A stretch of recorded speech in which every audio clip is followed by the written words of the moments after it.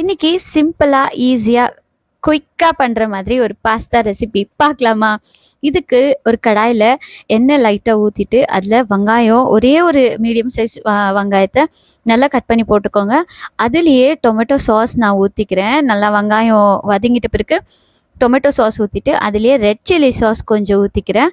And அது கூடவே நான் கிரீன் சில்லி சாஸையும் கொஞ்சம் ஊத்திக்கிறேன். நீங்க காரத்துக்கு தேவைப்படுற மாதிரி அ காரத்த அட்ஜஸ்ட் பண்ணிக்கோங்க. நான் கொஞ்சம் ஸ்பைசியா வேணுன்ட்டு ஒரு ஸ்பூன் அளவுக்கு வீட்டு மொளகாத்தூள் தான் ஆட் பண்ணியிருக்கேன். லைட்டா கொஞ்சம் தண்ணி விட்டு நல்லா கொதிக்க விடலாம். இது நல்லா கொதிச்சதுக்கப்புறம் நம்ம பாயில் பண்ணி எடுத்து வச்சிருக்க பாஸ்தாவ சேர்த்துக்கலாம். நான் இத பாயில் பண்ணும்போது ஆயில் கொஞ்சம், சால்ட் கொஞ்சம் ஆட் பண்ணி பாயில் பண்ணி எடுத்து வச்சுப்பேன். அண்ட் லாஸ்ட்டா அத இறக்கும்போது கொஞ்சமா சீஸ், கொஞ்சம் இல்ல நெறையவே நான் சீஸ் ஆட் பண்ணியிருக்கேன்.